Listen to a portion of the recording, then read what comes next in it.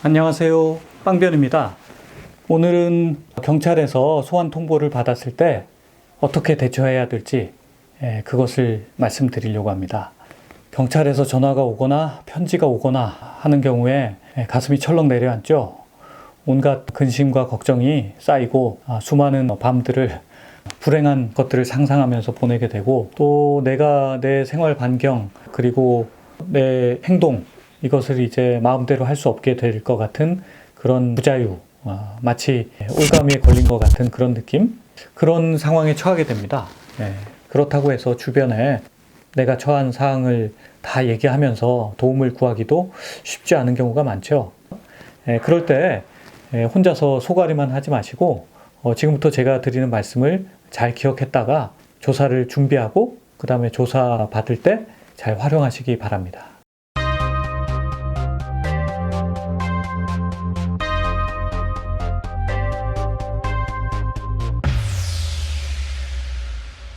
첫째, 우리 헌법과 형사소송법은 조사받는 사람들, 즉 피의자들에게 몇 가지 권리를 보장하고 있습니다.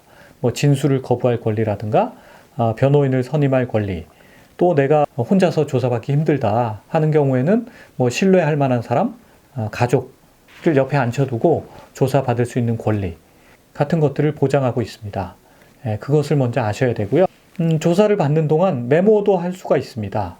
메모를 하는 이유는 조사를 받으러 그 경찰서에 가게 되면 노련한 수사관 앞에 앉게 됩니다. 그 수사관이 수십 년 하셨을 수도 있고 몇 달 안 됐을 수도 있지만 그분들은 수사를 업으로 하는 사람들이거든요. 무엇이든지 그 업으로 하는 사람들은 그렇지 않은 사람이 당할 수가 없습니다. 왜냐하면 그들은 그것을 통해서 먹고 살아야 되기 때문에 많은 연구를 하고 많은 경험을 하고 많은 노하우를 또 개발하고 축적합니다.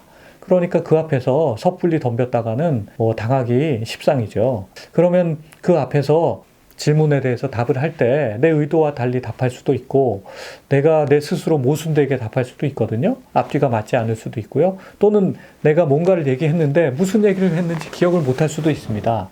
그렇기 때문에 내가 어떤 질문을 받고 있는지 어떤 답을 하고 있는지를 메모를 많이 하면 할수록 나중에 추가로 조사를 받거나 검찰로 넘어가거나 재판을 받을 때 좋은 자료가 될 수 있습니다. 특히 어떤 상황이 죄가 되고 죄가 되지 않고는 백지 한 장의 차이밖에 없는 경우도 많이 있습니다. 그럴 때는 내가 어떻게 진술하느냐에 따라서 금방 무죄로 풀려날 수도 있고 정말로 유죄 판결을 받아서 벌금을 물거나 실형을 사는 일도 있을 수 있거든요. 그러니까 조사에 임할 때 굉장히 조심스럽게 나에게 불리한 말을 최대한 절제하면서 해야 되는데, 그래도 막상 수사관 앞에 서면 나는 누군가, 여긴 어딘가, 그런 상태가 됩니다. 따라서 그 상황에서도 내가 주고받는 말들을 잘 적을 필요가 있고요. 그래야 내가 다음 조사 때 또는 검찰에서 또는 재판을 받을 때 일관되게 진술을 할 수가 있습니다. 진술의 일관성은 내 말의 진실성, 신빙성과 직결되는 겁니다.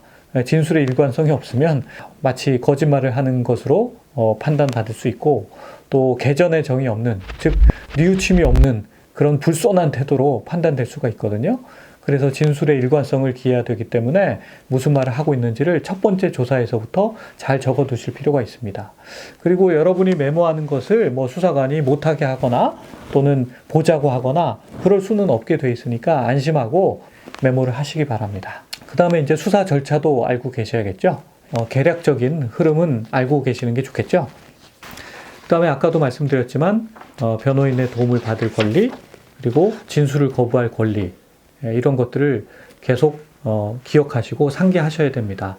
특히 진술을 거부할 권리는 국비권처럼 아무 말도 안 하겠다. 나는 당신이 무엇을 묻더라도 나는 대꾸도 안 하겠다. 진술 거부권은 나에게 불리한 것은 얘기하지 않고 나에게 유리한 것만 얘기하겠다.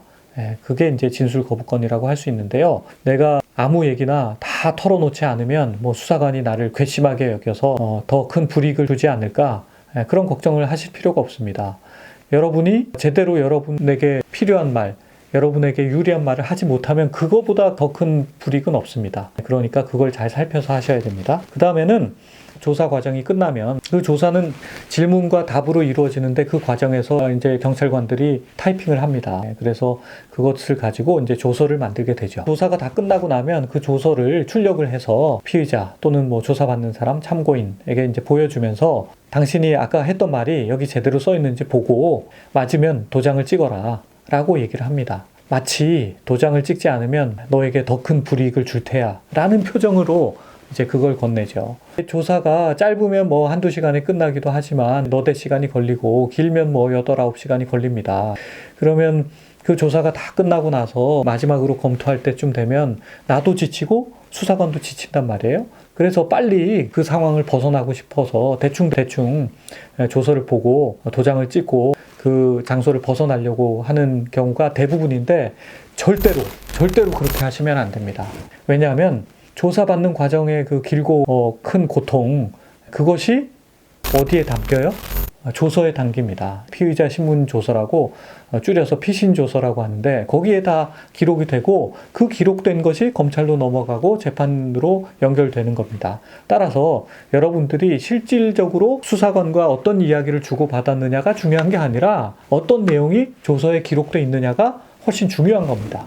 그러니까 지치고 힘들더라도 조서를 꼼꼼히 읽어보셔야 돼요. 그래서 내가 했던 말이 제대로 잘 써 있는가, 내가 아라고 얘기했는데 거기 써 있기로는 어라고 써 있는 게 아닌가, 내 취지하고 맞게 써 있는가, 아니면 그거하고 반대로 써 있는가, 또는 내가 강조했던 것들은 제대로 안 써 있고 내가 좀 애매하게 말했던 것들은 다 써 있고 나에게 불리하게 써 있지는 않은가, 이런 것들을 확인을 하셔야 되고요. 잘못된 것 또는 부당하게 느끼는 표현이 있을 때마다 그것을 고쳐달라고 요청을 하셔야 됩니다. 그 자리에서 고치지 않으면요, 그 이후에는 영영 못 고친다고 생각하셔야 돼요. 그만큼 조사를 받을 때 특히 뭐 첫 번째 조사가 제일 중요하죠. 절대 시간이 많이 걸린다고 해서 또는 뭐 수사관의 얼굴 표정이 안 좋다고 해서 겁먹지 마시고 여러분들의 권리를 꼭 누리셔야 됩니다. 그래서 조서를 꼼꼼히 읽고 확인하고 고쳐달라고 하시고 또 빠진 것은 넣어달라고 하시고요. 그 부분에 큰 함정이 있어요. 그 함정을 피하기 위해서는 반드시 여러분들이 진술한 대로 또는 여러분들이 말한 대로 조서에 써 있어야 됩니다. 취지가 맞아야 됩니다.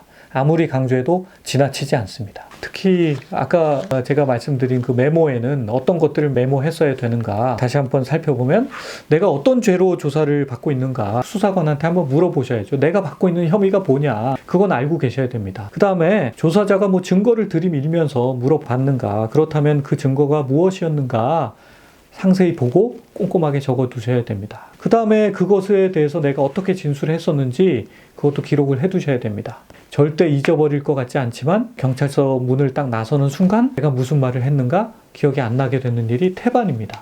그러니까 잘 기록해 두셔야 됩니다. 또는 조사 받으러 갈 때 내가 나에게 유리한 어떤 증거를 가지고 가서 제출을 했다면 그것이 무엇이었는지 그것도 잘 기록을 해두시고, 그 다음에 이제 수사관이 이런저런 뭐 자료를 제출해라 이렇게 요구할 수가 있습니다. 그럴 때는 정확하게 적시를 했다가 이제 제출을 하셔야 되겠죠. 그리고 내가 조사받을 때는 영상 녹화를 했는가, 경찰에 가면은 영상 녹화실이라는 게 따로 있고요. 그렇게 써 있습니다. 그리고 조사받으면서 내가 메모를 하려고 하니까 수사관이 못하게 하지는 않았는가, 내가 메모를 잘 했는가, 그것도 기록을 하시고요.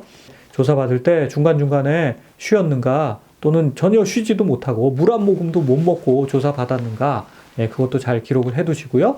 휴식 시간을 가졌다면 몇 시간 조사받고 몇 분 쉬었고 이런 것까지 적어두시는 게 좋습니다. 그 다음에 특히 수사관이 범죄 혐의를 물었을 때 내가 뭐라고 답했는지도 반드시 잘 기억해서 메모를 해두셔야 됩니다. 아예 나는 그 부분에 대해서 답하지 않겠다 라고 얘기를 했는지, 아니면 일부는 맞다고 얘기하고 일부는 맞지 않다고 얘기했는지, 아니면 전체적으로 범죄 그런 행위를 하지 않았다 완전히 부인을 했는지, 또는 제가 그렇게 한 게 맞습니다, 좀 선처해 주세요 라고 얘기했는지, 그런 것도 메모를 해 두셔야 됩니다. 그리고 여기 이제 중요한 게 나오는데요. 이제 수사관이 집요하게 반복적으로 물었던 질문은 없는가 나에게, 그게 아주 중요합니다. 집요하게 반복적으로 물었다는 것은 거기에 내 죄의 유무죄 또는 경중이 달려있다고 보시면 틀림없습니다. 왜 수사관이 그 부분을 집중적으로 물었을까요? 범죄가 성립하려면 구성 요건이라는 것을 채워야 됩니다. 만일 사기죄가 성립하려면 누군가를 속여야 되고요. 그 속여서 재산상의 이득을 취해야 됩니다. 그게 성립이 안 되면 사기죄가 성립이 안 되는 거예요. 그러니까 수사관은 어때요? 제대로 정말로 속였는가 확인하려고 하겠죠. 그 다음에 재산상 이득을 취했는가를 확인하려고 할 겁니다. 그게 이제 하나의 예인데요. 다른 범죄도 마찬가지입니다. 그 범죄가 성립되고 그래서 내가 처벌을 받으려면 그 구성 요건을 채워야 되는데 그 구성 요건이 딱 맞아떨어지지 않는 경우가 많아요. 그래서 수사관은 집요하게 물어서 자기가 원하는 답을 도출해냅니다. 거기에 걸려들면 이제 구렁텅이로 빠져드는 거죠. 큰일 나는 거죠. 그러니까 집요하게 묻는 질문일수록 대답을 좀 조심해서 하셔야 됩니다. 벌컥 화를 내면서 그래 내가 그랬다 뭐 이런 식으로 대답하시면 절대 안 되겠죠. 그러니까 어떤 것을 집요하게 물었고 나는 뭐라고 답했는지를 잘 메모를 해두셔야 됩니다. 아까도 강조했지만 피의자 신문조서를 내가 꼼꼼히 읽어봤는가, 그리고 내가 고쳐달라고 했을 때 수사관이 고쳐줬는가, 그리고 고친 내용이 내가 원했던 내용과 같은가에 대해서도 메모를 하셔야 됩니다. 수사가 강압적이고 피의자의 권리를 제대로 보장을 하지 않은 채 이루어지면 그거는 위법한 수사가 돼요. 그 위법한 수사에서 나온 증거들은 증거 능력을 상실하게 됩니다. 내가 죄를 지었더라도 그 수사 과정이 잘못되면 나는 유죄 판결을 받기가 어려워지는 거죠. 그러니까 내가 조사받는 상황에 위법이 없었는지 잘 기록을 하고 그것을 잘 정리를 해 두실 필요가 있는 겁니다.